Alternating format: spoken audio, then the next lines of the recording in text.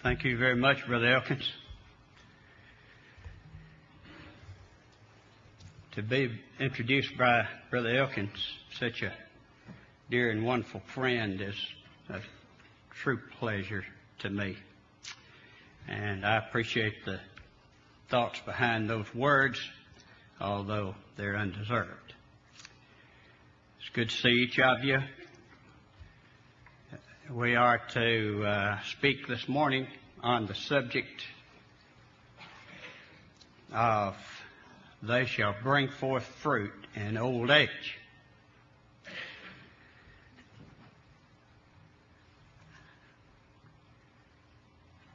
I'm not sure that I qualify to speak on this subject.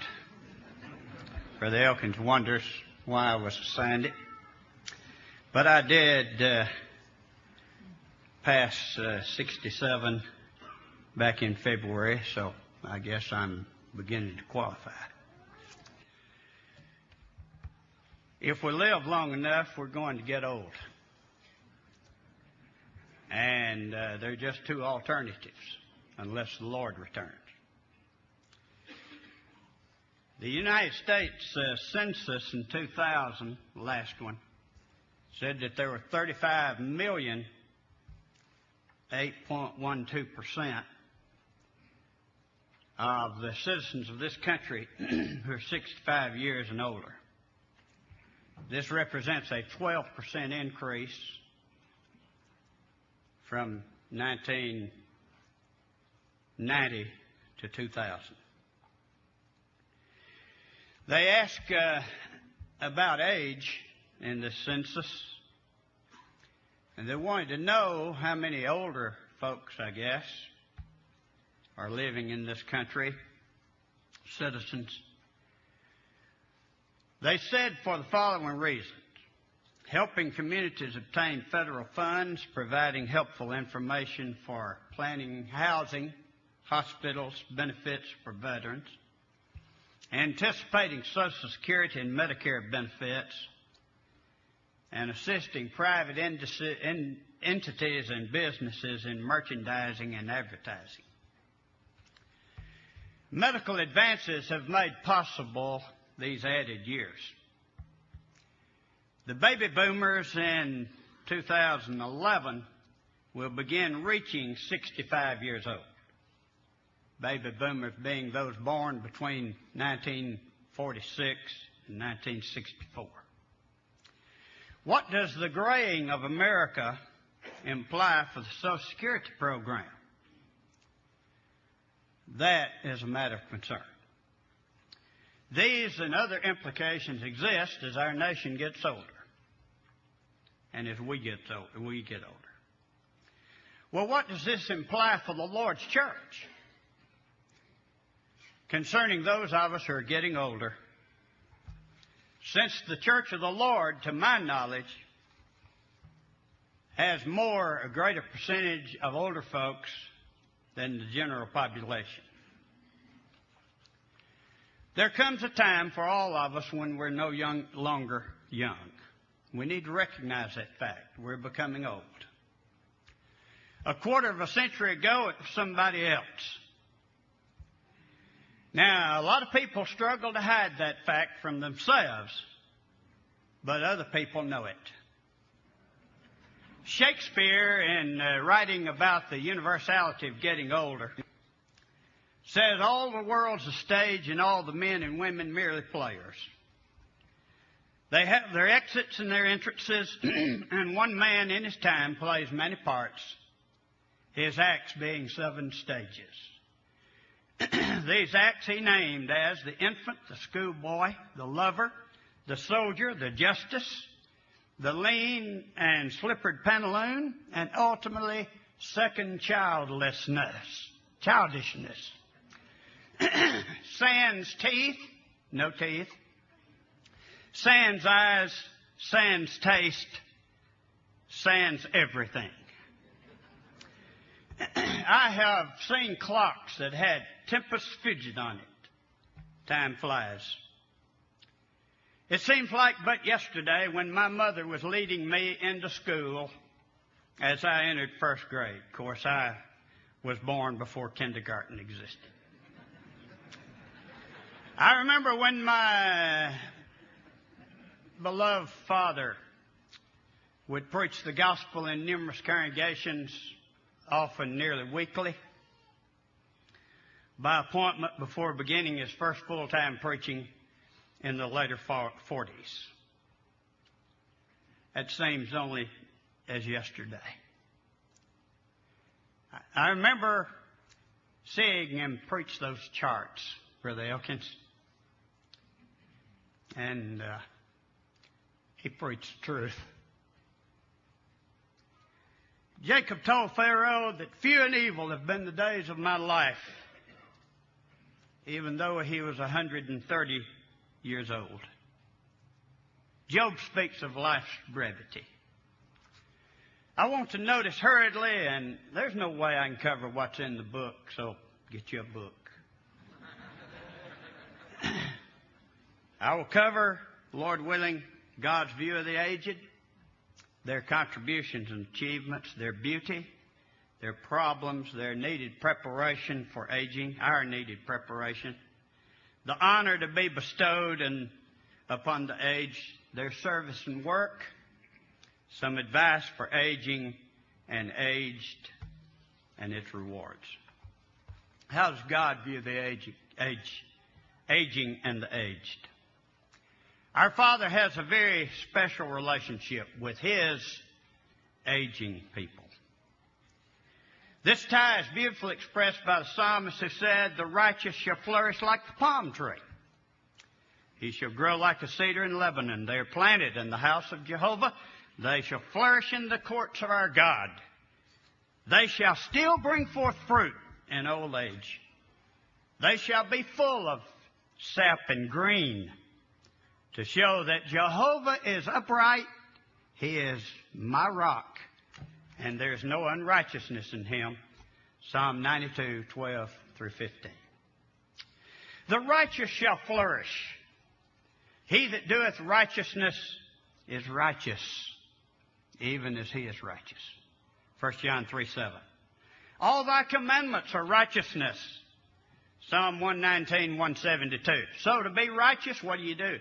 You obey the commandments of God. Acts 10:35. The righteous shall flourish like the palm tree. He shall grow like the cedar in Lebanon. Well, these are similes. The Lord, through the psalmist, moved from the known to the unknown, from the concrete to the abstract.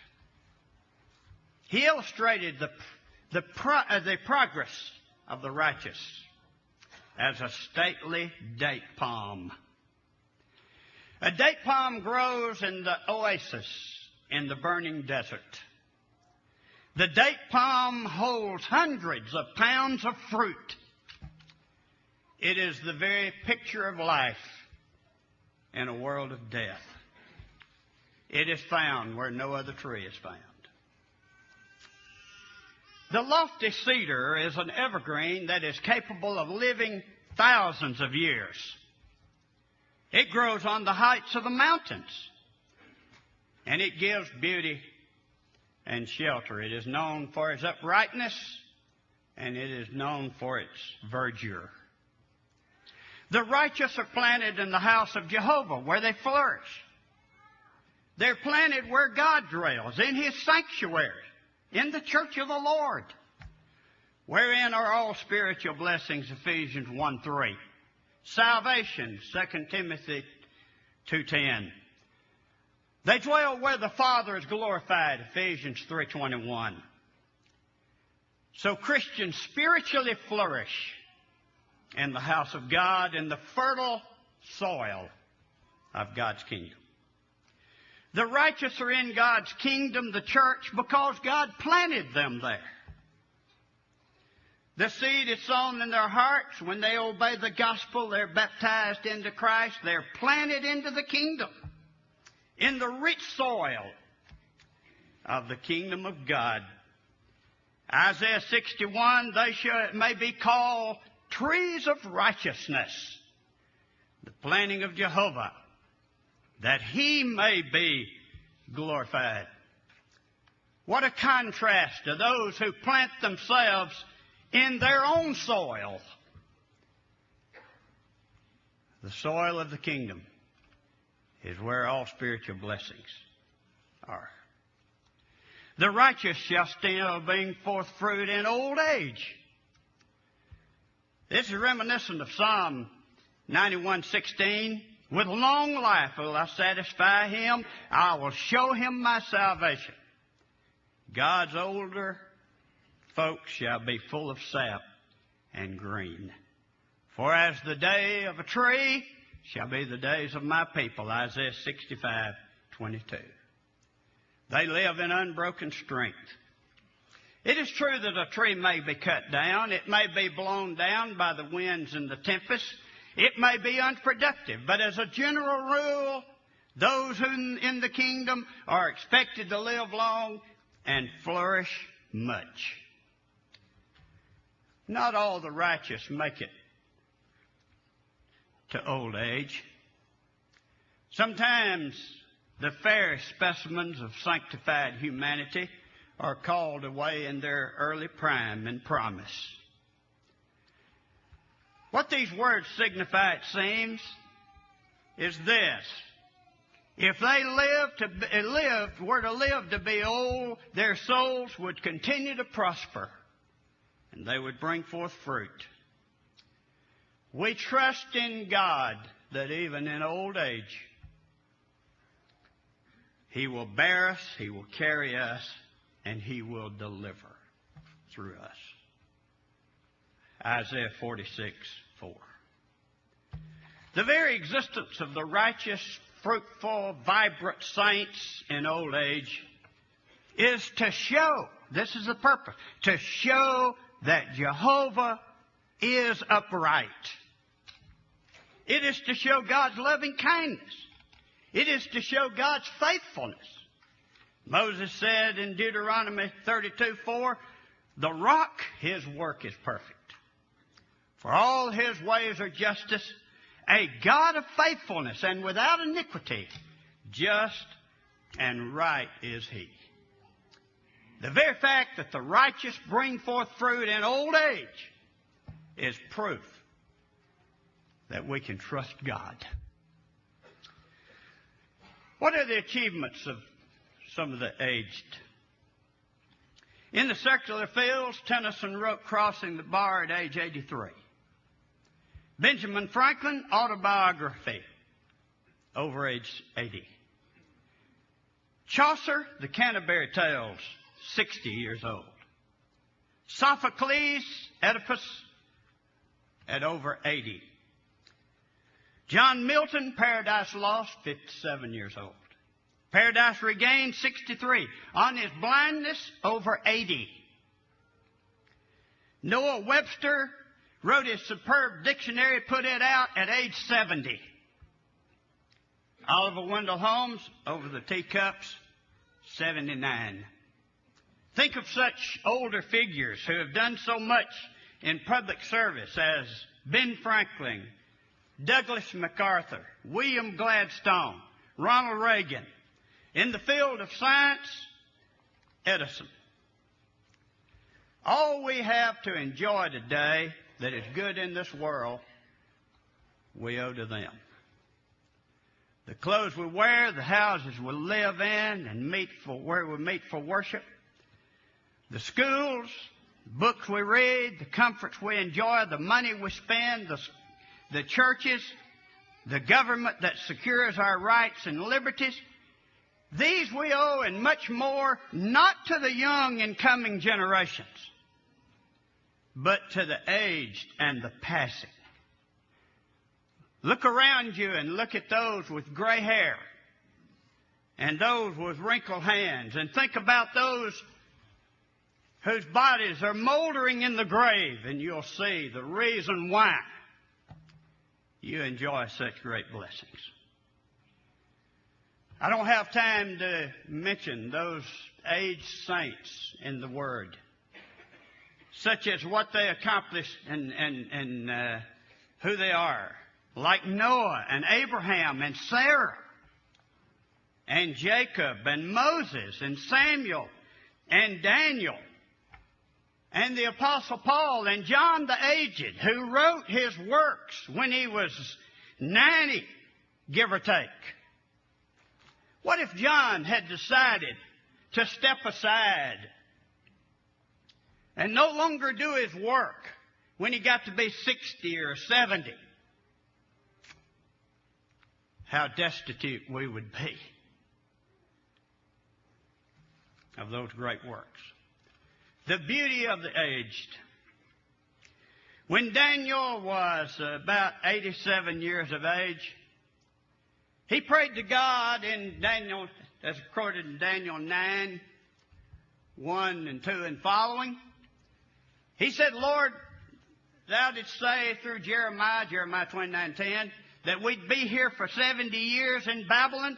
70 years are about up. What now? And he confessed his sins and the sins of the people, and he praised the justice of Jehovah God. And he pleaded that the people be able to return. And when he started praying, God had dispatched Gabriel to him. And Gabriel, as he was praying there, you know, angels are swift. He went all the way from the throne of God to where Daniel was, and he laid his hand upon him, and he said, O Daniel, thou art greatly beloved. Did you know that all human beings are loved by God? But there are those who are greatly beloved because they respect and they love our Creator. And Daniel was one of them, and you and I can be one of them if we'll put God first and live right. Growing old is not easy. My mother used to say, Curtis, it's no fun being old. She suffered with some health problems. She had cancer earlier. And these things like this. She was a great woman. But you know what? Growing old is not easy. But growing old as a Christian is a wonderful thing. And she was a Christian till the day she died. As the years passed and the physical part of us declines, the spiritual becomes stronger to the Christian. While the outward man perisheth, the inward man is renewed day by day, and the spiritual becomes the dominant part of man. That is God's way for the spiritual to take over when the physical wanes. Brother Baxter spoke of the wonderful beauties in old age. And he quoted Proverbs 16:31, the hoary head is the crown of glory. Those with white hair who are growing old, he says, have grown mellow and are a benediction to all who know them. Job said, 5:26, thou shalt come to thy grave in a full age, and as a shock of grain cometh in its season. There are few things as beautiful as a ripe field ready to the harvest. There's something about a person who has lived a life in God's way, and that person comes to harvest time. Brother Albert Hill Sr. said in the worlds of nature, fruit and vegetables must ripen and mature before they're at the best. Grain must be full grown before harvesting. Flowers reach the peak of perfection for full enjoyment. The Christian life, likewise, is a growth and development. When full maturity is reached, each individual is richer or poorer, according to the way that he has used his God-given talents. When is a person old? Old age is not always counted by years, and youthfulness is not always characteristic of only the young. Christianity is the only philosophy that denies that old age is a descent.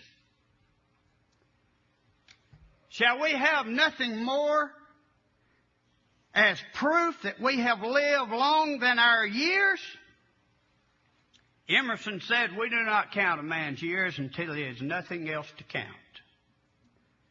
There are some who are 70 years young, and there are some who are 40 years old. Oliver Wendell Holmes wrote, "To be 70 years young is something far more cheerful and hopeful than to be 40 years old." Brother T.B. Thompson continued, "The philosophy of the cynics has no place in the life of the Christian." Byron lived at 36, wrote, "My days are in the yellow leaf. The flowers and fruits of life are gone. The worm, the canker, and the grief are mine alone." Disraeli said, "The disappointment of mankind succeeds to the delusion of youth. Let us hope that the heritage of old age is not despair." And then he summarized by saying, "Youth is a blunder, manhood a struggle, and old age a regret." Aren't you glad you're not that kind of fatalist? And the atheists, what do they have to offer you? Except that you're going to mix forever with the elements like your dog, and you're nothing but a skin sack full of chemicals. Brethren, I'm not going to live with that kind of despair and fatalism. George MacDonald said, "Age is not all decay, it is the ripening. It is the swelling of the fresh life within that withers and bursts the husks." Longfellow said, "For age is opportunity no less than youth itself, though in another dress. And as the evening twilight fades away, the sky is filled with stars, invisible by day." As long as a person has dreams, fascination, direction, purpose, and emphasis upon those things that last, that individual is young in heart. Earl Nightingale said, "There's not much to do but bury a man when the last of his dreams is dead." Folks, we look for the future. We look to the future. And we maintain mental and spiritual alertness and growth. What is the deadline? It is the deadline beyond which a person ceases to grow. And if he continues to grow, he never reaches that time. And he's like the chambered nautilus. He is building more stately mansions for his soul. And so, those who stay young, what do? They work on imperishable things. If we work upon marble, Webster said, it will perish. If we work upon brass, time will efface it. If we rear temples, they will crumble into dust. But if we work on immortal souls, it will imbue them with principles, with just fear of God, love of fellow man. When we do, we engrave on those tablets something which will brighten all eternity. How old are you? Oliver Wendell Holmes stated, "It is faith in something. It is enthusiasm for something that keeps life worth living." Coach Huggins, Bob Huggins, won his 600th career victory just the other day.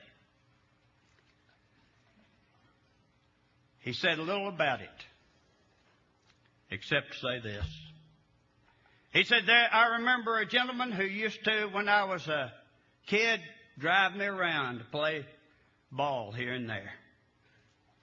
He told me one time, take a look. There isn't any rear view mirror in this truck. We're looking out of the windshield going straight. Coach Huggins said, I've kind of always remembered that. What should we do in preparation for getting older? We need to remember that we're created in the image of God, and being created in the image of God, we can contemplate ourselves. We can learn from the past, and we can prepare for the future. Carved in stone at the entrance of the Union Station in Washington, D.C. are these words: He that would bring home the wealth of the Indies must carry the wealth of the Indies with him. So it is in traveling. A man must carry knowledge with him if he would bring home knowledge, end quote. How true. If we're going to have true riches at the ends of our journeys here upon this earth, we're going to have to carry them with us. We're going to have to carry them with us. Well, what are those true riches? Love, joy, peace, humility, tenderness, generosity, goodness. Proverbs 15:6. In the house of the righteous is much treasure. Sister Irene Taylor wrote, Christians should make preparation to be happy in old age. She talked about the art of growing old in Christ. She said those who enjoy the sunset years are those who have planned to do so. Problems of aging and the aged.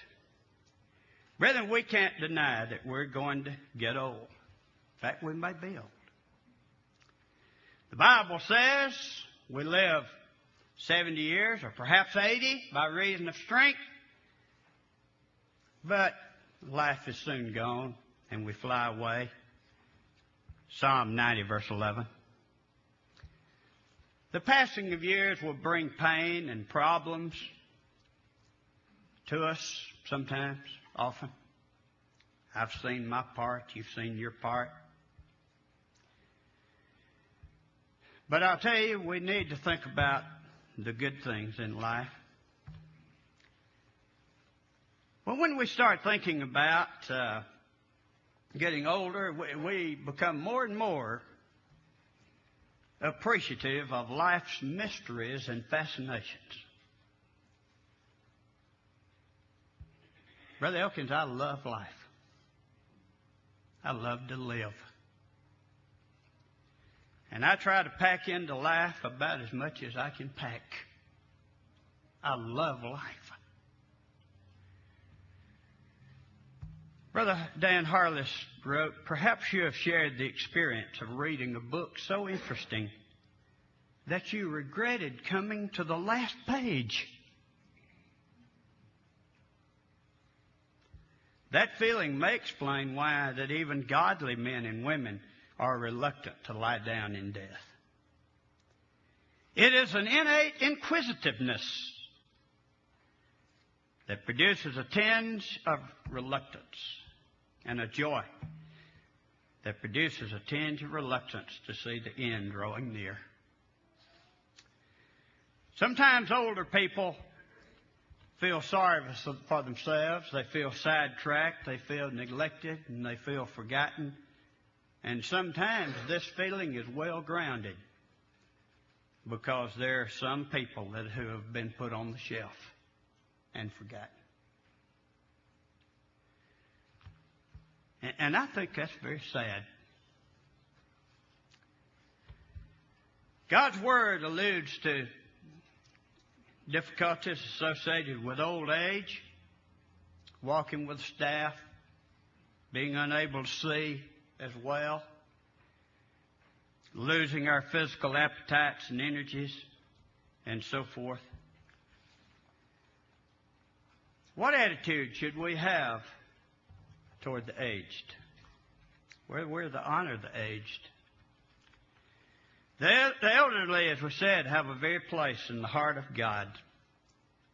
Children have a responsibility to their aged parents. Grandchildren have a responsibility.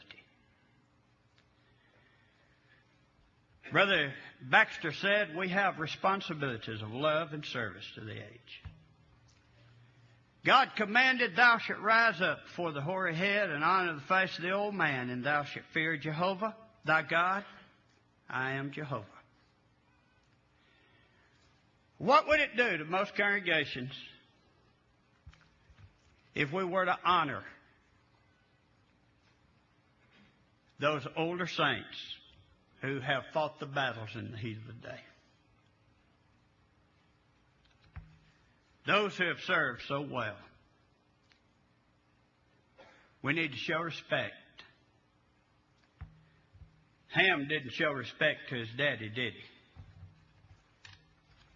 And you know, when we show a lack of respect toward our parents and our grandparents and the aged, it's a greater reflection and harm upon us than it is upon them. Isaiah described the downfall of a nation when he said, the child shall behave himself proudly against the old man, and the base against the honorable. Isaiah 3:5. Wish I had time to develop that. How can the aged serve and work? Why did the Lord command congregations to select elders? Elders. Did he command congregations to select youngers? Now, why is that? There are many works in the kingdom which are so vital that demand maturity and age. I wish I had time to talk about when Solomon died and Israel went to Rehoboam and said, make our burdens lighter.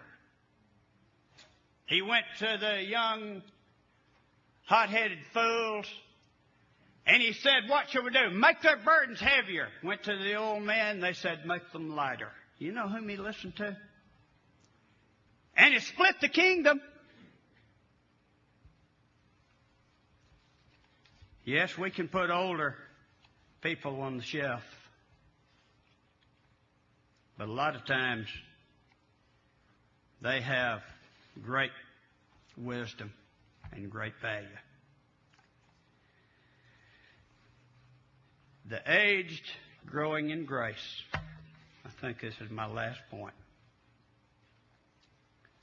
How do we grow in grace? We need to grow in godliness, in contentment and peace of mind. The Lord will help us do that. Godliness motivates us to try to eliminate all the faults that we have before we get old. Number 2, we should endeavor to face the future with optimism, not self-pity. Righteous older people wear a crown of glory. Old people should not indulge in self-pity. We should accept and act our age. God likes and appreciates older men and women with undying faith. Don't be discouraged, aged saints. Brother Reeves, Homer Putnam Reeves said, even though infirmity be your lot, God does not look upon you as a worn-out machine. He will not throw you to the discard pile. He loves you still and declares that your hoary head is a crown of glory. Brother Bunn said, I want to grow old gracefully, like the Apostle Paul. I had the privilege of visiting Brother Nichols when he was in the hospital not long before his death. And Brother Nichols told me, Brother Cates, I don't know what the Lord has in store for me. If He wants me to stay here and serve Him longer, that's fine. And if He's ready for me to move on and be with Him, I'm ready. Third, we all know that the second 50 will increase our aches and pains, our daydreams and our loneliness. Rehearsing them may be sweet to me, but others may like the taste of a different topic. Brother Holton said, I ask for grace enough to listen to the tales of others' pains, but help me to endure them with patience. But seal my lips on my own aches and pains. They are increasing, and my love of rehearsing them is becoming sweeter as the days go by. 4, we grow older when we grow in love and sweetness. We're to love one another. Brother Baxter said that sometime age brings overbearing and domineering indisposition. Sometimes ugly tempers are found in elderly people. Boy, that's true. There develops a quarrelsomeness, a fault-finding quality, a contrariness. All these things need not happen. We don't come about that suddenly. We've grown that way through the years. Before we get old, he says, let's do away with that quality, or whatever it is. 5th, whereas morals, ethics, and the doctrine of Christ do not change, customs change with times. I should endeavor to keep up, although I'll never be a computer whiz like you fellas. But we need to learn to be self-sufficient. There may be a time when we will be left alone. We need to cultivate interests and activities that will make life worth living. When Brother Bunn was 94, 77 years a preacher, and retired, he said, I've tried to keep out of a rut so common in the elderly. We must be willing to yield, susceptible of modification, or adaptable, so forth. 6, one should guard against that fatal habit of thinking that he must be heard on every question and on every topic. Keep me from getting talkative, someone wrote. Release me from craving to try to straighten out everybody's affairs. We have some popes around who like to do that, I think. Keep my mind free from the recital of endless details. Give me wings to get to the point. Teach me the glorious lesson that occasionally it may be possible that I may be mistaken. Make me thoughtful but not moody, helpful but not bossy. With my vast store of wisdom, it seems a pity not to use it all. But thou knowest, Lord, that I want a few friends at the end.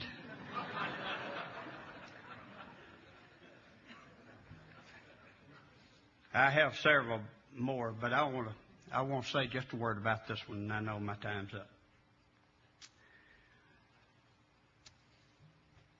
I think I'm old enough to realize that gradually we give way to the younger as time comes. Without rancor or jealousy, we need to learn to say, they must increase while we decrease. Brother Bunn said, we drop out of the spotlight while they enter. We learn to rejoice that this is so. It has been said that instead of thy father shall be thy children. There will be more leaves than ever on the trees next spring. The old leaves have gladly left the places that they faithfully filled. Before their departure, they put on raiment of rejoicing, not of mourning. They put on their royal splendor at the last. they depart in triumph. The crowning glory of age is unselfish joy in the abundance, the ardor, the enterprise, and the daring of youth. Brother McQuitty observed, the passing generation should leave a good name to the following generation. Brethren, I hope that we're doing that. The rising generation should be impressed with the importance of its work. The young should be given to understand that much is expected of them. To forever be finding fault with the young discourages and brings out the worst that is in them. A hopeful word serves as a blessed inspiration to lift the young heavenward. Blessed be the sacred memory of the parents, elders, preachers, teachers, older sisters, and other saints who have expressed confidence in us, who took us under their wings, and who motivated us and taught us by precept and example. And blessed be those who carry on this great vital role in this generation. I want to ask you a question, brethren. Who will be a father in truth, as was Elijah to Elisha? Who will be a father in the gospel to a Timothy and a Titus, as was Paul? Who will give your child to the Lord, as Hannah gave Samuel? Think of the great confidence which Paul demonstrated in those with whom he worked and whom he taught. They would continue to teach and encourage and strengthen and comfort the brethren.